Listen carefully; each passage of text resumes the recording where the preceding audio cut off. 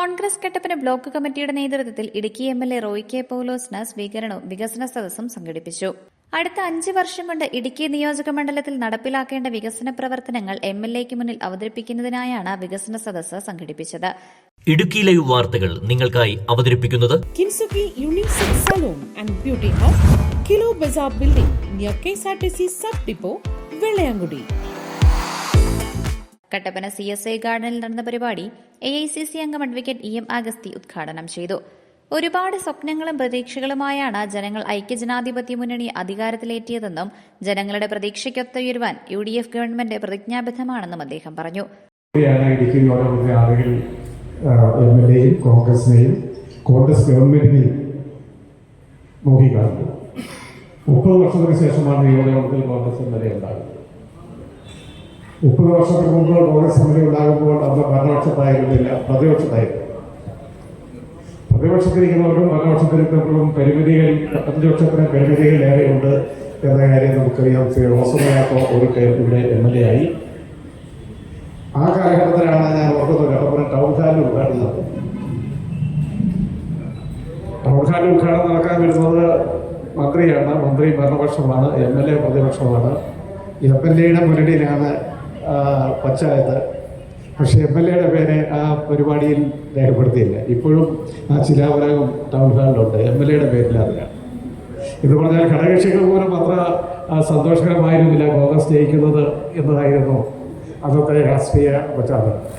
അതിലൊക്കെ വ്യത്യസ്തമായി കോൺഗ്രസ് അതിൻ്റെ എല്ലാ പ്രതാപവും ഏറ്റെടുത്തിരിക്കുകയാണ്. കേരളത്തിലെ കോൺഗ്രസിൻ്റെ ചരിത്രത്തിൽ ഏറ്റവും വലിയ റെക്കോർഡ് ഭൂരിപക്ഷത്തോടു കൂടിയാണ് സതീശൻ ഗവൺമെൻറ് അധികാരം ഏറ്റെടുത്തിരിക്കുന്നത്. ജനങ്ങൾക്ക് വലിയ പ്രതീക്ഷയുണ്ട്. ആ പ്രതീക്ഷയ്ക്ക് ഉയരാൻ നമുക്ക് കഴിയണം. തീർച്ചയായും നമുക്ക് കഴിയും. റോയ് പോലെ എല്ലാ കാര്യത്തിലും ഇടപെടാനും അതിന് പ്രശ്നപരിഹാരത്തിന് സ്വന്തമായ വഴികൾ കണ്ടെത്താനുമുള്ള ശേഷിയുള്ള നേതാവാണ്. കേരളത്തിലെ ഗവൺമെൻറ്റിൻ്റെ പൂർണ്ണമായ സഹകരണവും പിന്തുണയും അദ്ദേഹത്തിന് ഉണ്ടാകും എന്ന കാര്യത്തിൽ സംശയമില്ല. പരിഹരിക്കപ്പെടേണ്ട നിരവധിയായ പ്രശ്നങ്ങളുണ്ട്. ഭൂപ്രശ്നങ്ങൾ ഉൾപ്പെടെയുള്ള കാര്യങ്ങൾ, നിർമ്മാണ നിരോധനം ഉൾപ്പെടെയുള്ള കാര്യങ്ങൾ, ഈ കാര്യങ്ങൾ പരിഹരിക്കുന്നതോടൊപ്പം തന്നെ ഗവൺമെൻറ്റിന് പൂർണ്ണമായ പിന്തുണ ലഭ്യമാക്കുന്നതിനും എം.എൽ.എക്ക് പൂർണ്ണമായ സഹകരണം ലഭ്യമാക്കുന്നതിനും കോൺഗ്രസ് പാർട്ടി അതിൻ്റെ എല്ലാ അർത്ഥത്തിലും പ്രവർത്തിക്കുമെന്ന കാര്യത്തിൽ യാതൊരു സംശയമില്ല. കോൺഗ്രസ് കമ്മിറ്റിക്ക് വേണ്ടി പ്രസിഡന്റ് തോമസ് മൈക്കിൾ ചോദിക്കുന്നു. കോൺഗ്രസ് കമ്മിറ്റിയുടെ സെക്രട്ടറി ശ്രീ ലാലിച്ചൻ പുളിയാക്കൽ, ശ്രീ PS മേരിദാസൻ, മഹിളാ കോൺഗ്രസ് മണ്ഡലം കമ്മിറ്റിക്ക് വേണ്ടി ശ്രീമതി രത്നമ്മ സുരേന്ദ്രൻ.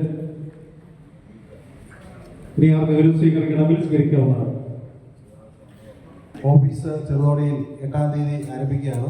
8-ാം തീയതി രാവിലെ 11 മണിക്ക് ബഹുമാനനായ നിയമസഭാ സ്പീക്കർ ശ്രീ തങ്ങളുടെ പ്രാദേശിക എം.എൽ.എയുടെ ശ്രദ്ധ പതിയേണ്ട വികസന വിഷയങ്ങൾ കോൺഗ്രസ് പ്രതിനിധികളായ ഗ്രാമപഞ്ചായത്ത് പ്രസിഡന്റുമാരും ബ്ലോക്ക് ഗ്രാമപഞ്ചായത്ത് അംഗങ്ങളും പാർട്ടി ഭാരവാഹികളും യോഗത്തിൽ അവതരിപ്പിച്ചു. നമ്മുടെ ഭൂപ്രശ്നം തന്നെയാണ് ഉള്ളത്. ഇപ്പം നമ്മുടെ കല്യാണത്തണ്ടിലേക്ക്, ഇപ്പോൾ കട്ടപ്പനയിലാണെങ്കിൽ കല്യാണത്തണ്ടിൽ ചെന്ന് കഴിഞ്ഞാൽ അവിടെ ഒരു 10,000-ഓളം കുടുംബങ്ങളവിടെ താമസിക്കുന്നു. 48 കുടുംബങ്ങൾക്ക് പട്ടയമില്ല. അവരുടെ ഒരു കാര്യവും നടക്കുകയില്ല. കാരണം എന്താണെന്ന് വെച്ച് കഴിഞ്ഞാൽ അത് അവരുടെ സ്ഥലം പണയം വെക്കാൻ പറ്റത്തില്ല, അവർക്ക് വീട് കിട്ടത്തില്ല. ഇങ്ങനെ ഒരു കാര്യത്തിലും യാതൊരു പരിഗണനയും അവർക്ക് കിട്ടുന്നില്ല എന്നുള്ളതാണ്. ഈ 48 കുടുംബങ്ങൾക്ക് പട്ടയം നിഷേധിച്ച് വെച്ചിരിക്കുന്നതിൻ്റെ കാരണം എന്ത് എന്ന് ആരോട് ചോദിച്ചാലും അതിനൊരു മറുപടിയില്ല. വനം വകുപ്പ് എതിരാണെന്നാണ് പറയുന്നത്. അങ്ങനെയാണെങ്കിൽ പിന്നെ ബാക്കിയുള്ളവരെ മുഴുവനും ക്യാൻസലാക്കണം, അല്ലെങ്കിൽ ഇവരുടെ ഇവിടെ കൊടുക്കണം. അതല്ലേ ചെയ്യേണ്ടത്? ബാക്കിയുള്ളവരെ എല്ലാവർക്കും കൊടുക്കാമെങ്കിൽ പിന്നെ എന്തുകൊണ്ട് ഇവർക്ക് കൊടുക്കാൻ കഴിയുന്നില്ല? അതോടൊപ്പം തന്നെ കട്ടപ്പനയിലെ ഷോപ്പ് സൈറ്റുകളുടെ പട്ടയം എന്ന് പറയുന്നത് എത്രയോ കാലങ്ങളായി മുമ്പോട്ട് പോകുന്നുവെന്നാണ്. ഇന്ന് വരെയും അതിനൊരു നീക്കുപോക്ക് ഉണ്ടായിട്ടില്ല. കട്ടപ്പന ഉണ്ടായിട്ട് ഇത്രയും കാലമായി, കട്ടപ്പന ടൗൺ ഉണ്ടായിട്ട് ഇത്രയും കാലമായി. പക്ഷേ ഷോപ്പ് സൈറ്റുകളുടെ പട്ടയം എന്നുള്ള കാര്യത്തിൽ ഒരു തീരുമാനം ഇതുവരെയും ഉണ്ടാകുന്നില്ല. അതുപോലെ ഞാൻ കഴിഞ്ഞ ദിവസം മനോരമയുടെ മീറ്റിങ്ങിൽ പറഞ്ഞതുപോലെ ഈ ഹൈറേഞ്ചിലുള്ള ഏറ്റവും പ്രധാനപ്പെട്ട ഒരു പ്രശ്നമാണ് ഈ പഞ്ചായത്തുകൾ അതുപോലെ തന്നെ മുനിസിപ്പാലിറ്റിയിലൊക്കെ വരുമ്പോൾ പട്ടയമില്ലാത്ത സ്ഥലത്ത് വീട് വെക്കുന്നതിന് കൈവശ സർട്ടിഫിക്കറ്റ് കൊടുക്കുന്നില്ല. ഉമ്മൻചാണ്ടി സാർ മുഖ്യമന്ത്രിയായിരുന്നപ്പോൾ അദ്ദേഹം ഒരു ഉത്തരവിറക്കി, ഒരാൾ താമസിക്കുന്ന സ്ഥലം ഏത് തരത്തിലുള്ളതായാലും 3 സെന്റ് സ്ഥലത്തിന് കൈവശ സർട്ടിഫിക്കറ്റ് കൊടുത്തിരിക്കണം. അവിടെ വാർഡ് സഭ ഗ്രാമസഭ അയാളുടെ ഗുണഭോക്തൃ ലിസ്റ്റിൽ ഉൾപ്പെടുത്തിയിട്ടുണ്ടെങ്കിൽ അയാൾക്ക് കൈവശ സർട്ടിഫിക്കറ്റ് കൊടുത്തിരിക്കണം. ആ പഞ്ചായത്തിൽ നിന്ന് അല്ലെങ്കിൽ മുനിസിപ്പാലിറ്റിയിൽ നിന്ന് നമ്മൾ ഗുണഭോക്തൃ ലിസ്റ്റ് വില്ലേജിലേക്ക് കൊടുത്തു കഴിഞ്ഞാൽ അയാൾ അതിൻ്റെ ഒരു മത്സരം തയ്യാറാക്കി നേരെ താലൂക്കിലേക്ക് കൊടുക്കും. താലൂക്ക് അസൈൻമെൻറ്റ് കമ്മിറ്റി അത് അംഗീകരിച്ചു കഴിഞ്ഞാൽ അതിൻ്റെ അടിസ്ഥാനത്തിൽ കൈവശ സർട്ടിഫിക്കറ്റ് കൊടുക്കും. എല്ലാ ആളുകൾക്കും വീട് പണിയാനായിട്ട് കഴിയും. ഹൈ റേഞ്ചിൽ ഈ ഒരു നിയമം LDF എടുത്തു കളഞ്ഞതിന് ശേഷം നമ്മുടെ ഈ പ്രത്യേകിച്ച് ഹൈറേഞ്ച് പ്രദേശത്തിലെ ആളുകളുടെ ഈ പാവപ്പെട്ട ആളുകളുടെ വീട് നിർമ്മാണം എന്ന് പറയുന്നത് വലിയ പ്രതിസന്ധിയിലായിട്ടുണ്ട്. അപ്പോൾ അത് നമുക്കൊന്ന് പുനഃസ്ഥാപിച്ച് എടുക്കാനായിട്ട് നമുക്ക് കഴിയുക എന്നുള്ളത് വളരെ പ്രധാനപ്പെട്ട കാര്യമാണ്. ഇവിടെ MLA തന്നെ സൂചിപ്പിച്ച വാത്തിക്കുടിയിലെ പട്ടയ പ്രശ്നമാണ്. ഏലം കൃഷി എന്ന് ഏതോ ഒരു കാലത്ത് റവന്യൂ ഉദ്യോഗസ്ഥർ തെറ്റായി രേഖപ്പെടുത്തപ്പെട്ടതിൻ്റെ പേരിൽ CHR മേഖലയ്ക്ക് പുറത്തായിട്ടും പട്ടയം ലഭ്യമാകാത്ത ഏതാണ്ട് 4000-ഓളം കർഷകർ, അത് വാത്തിക്കുടി മാത്രമല്ല, കൊന്നത്തടി, വാത്തിക്കുടി, കാമാക്ഷി, ഉപ്പുകോട്, ഇരട്ടയാർ വില്ലേജുകളിലായി ഏതാണ്ട് 4000-ലധികം കർഷകർക്ക് പട്ടയം കിട്ടാത്തൊരവസ്ഥയുണ്ട്. സ്വാഭാവികമായും ഇന്നും റോയിച്ചേട്ടൻ ഒരു വലിയ പ്രതിസന്ധി ഘട്ടത്തിൽ എത്തിച്ചേർന്നതാണ്. അവിടെ ഒരു സ്കൂള് പുതുതായി നിലവിലുള്ള സ്കൂള് ഫിറ്റ്നസ് ഇല്ലാതെ ബുദ്ധിമുട്ടുന്നു. പുതിയൊരു സ്കൂൾ കെട്ടിടം പണിത്, പക്ഷേ അതിന് ഫിറ്റ്നസ് കൊടുക്കാനോ നമ്പർ കൊടുക്കാനോ പഞ്ചായത്തിന് സാധിക്കാത്ത അവസരത്തിൽ കുട്ടികളെ പഠിപ്പിക്കാൻ സാധിക്കാത്തൊരു സാഹചര്യം അദ്ദേഹം നേരിട്ട് ബോധ്യപ്പെട്ടതാണ്. എന്ന് പറഞ്ഞതുപോലെ നിരവധിയായ പ്രതിസന്ധികൾ. നമുക്ക് നിർമ്മാണത്തിന് പെർമിറ്റ് ഇല്ല, നമുക്കൊരു ലോൺ എടുക്കാനോ മറ്റു കാര്യങ്ങൾക്കോ സാധ്യമല്ല, ഒരു വീട് പണിയാൻ സാധ്യമല്ലാത്ത സാഹചര്യം നിലവിലുണ്ട്. അപ്പോൾ മറ്റേതൊരു പ്രശ്നത്തിനപ്പുറത്തേക്കും ഏറ്റവും അടിയന്തരമായി ഈ മേഖലയിലെ പട്ടയ പ്രശ്നം പരിഹരിക്കാൻ നിർമ്മാണ നിരോധനം നീക്കുക എന്നുള്ളതാണ് അടിയന്തര ആവശ്യം. മറ്റു വികസന കാര്യങ്ങളെ സംബന്ധിച്ചുള്ള നിവേദനങ്ങളും മറ്റു കാര്യങ്ങളും ഒക്കെ അദ്ദേഹത്തിന് നേരിട്ട് പിന്നീട് സമർപ്പിക്കാം. ഈ വിഷയത്തിൽ അപാകത നീക്കാൻ അദ്ദേഹം റവന്യൂ വകുപ്പ് മന്ത്രിയായിട്ട് സംസാരിച്ചിട്ടുണ്ട്. അത് എത്രയും വേഗം തീർത്തു തരണം എന്നുള്ള അഭ്യർത്ഥനയാണ്. അതോടൊപ്പം തന്നെ പട്ടയ നടപടികൾ ത്വരിതപ്പെടുത്തണം.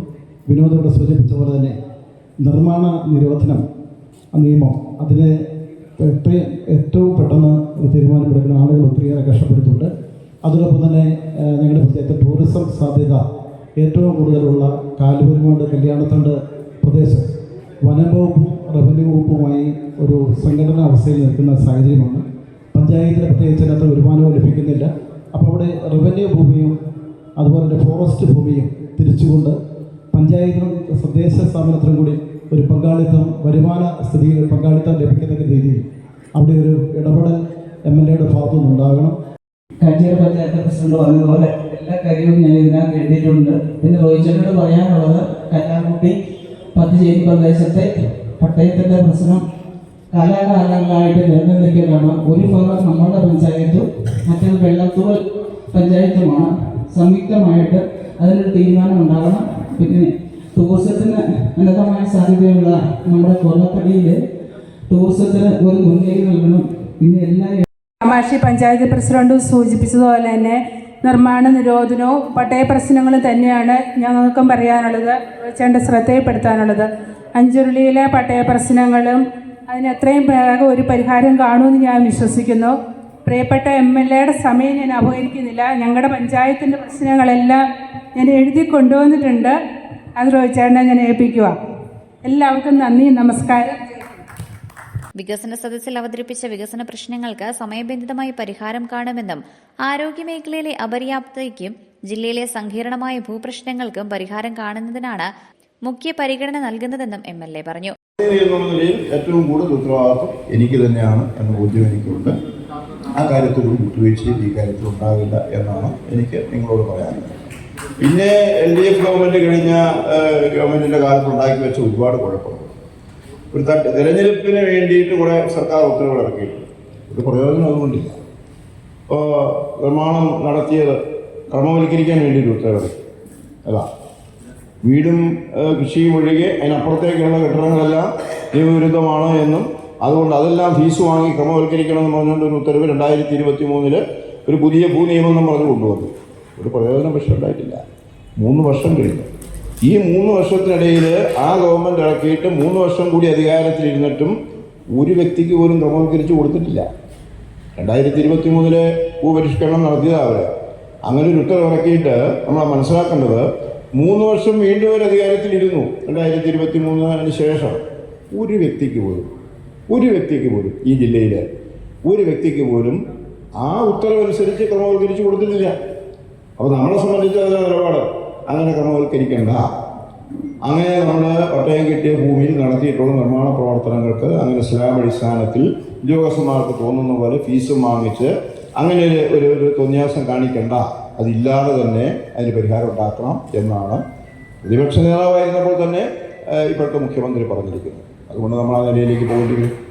പിന്നെ ഞാൻ അവസാനം കണ്ടു ഈ മാർച്ച് മാസം 15-ാം തീയതി ഏപ്രിൽ നോട്ടിഫിക്കേഷൻ ആയല്ലോ.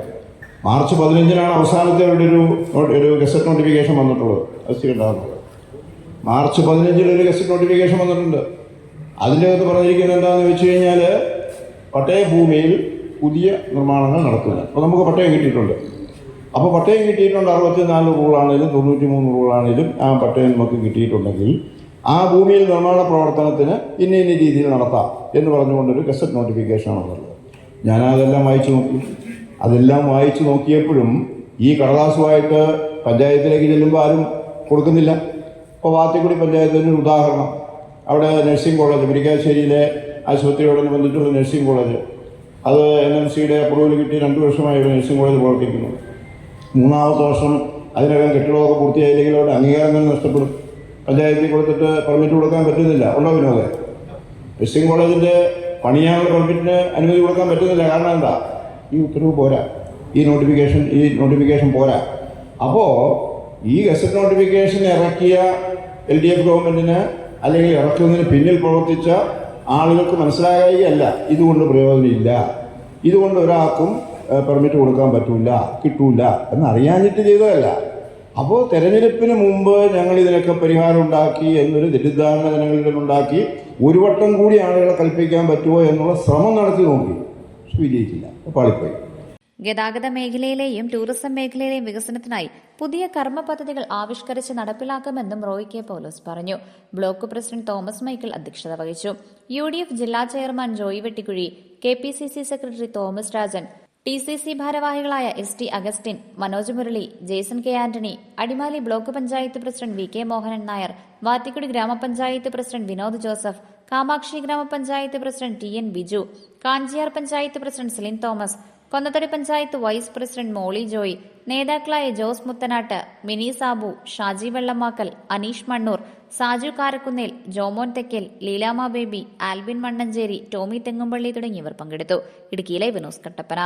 ഇടുക്കി ലൈവ് വാർത്തകൾ നിങ്ങൾക്കായി അവതരിപ്പിക്കുന്നത് നിങ്ങളുടെ സൗന്ദര്യവും ആത്മവിശ്വാസവും കൂടുതൽ മിഴിവാർന്നതാകുവാൻ ഇനി മുതൽ Kintsugi unisex salon and beauty hub, kilo bazaar building, near KSRTC sub depot, Vellayamkudi.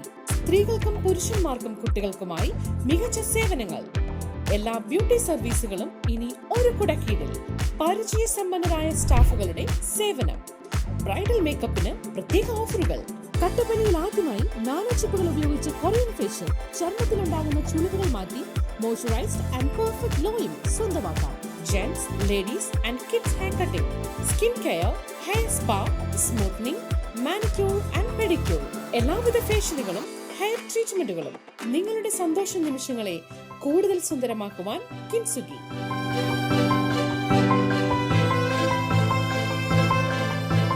കിൻസുഗി unisex salon and beauty hub, kilo bazaar building, near KSRTC sub depot, Vellayamkudi.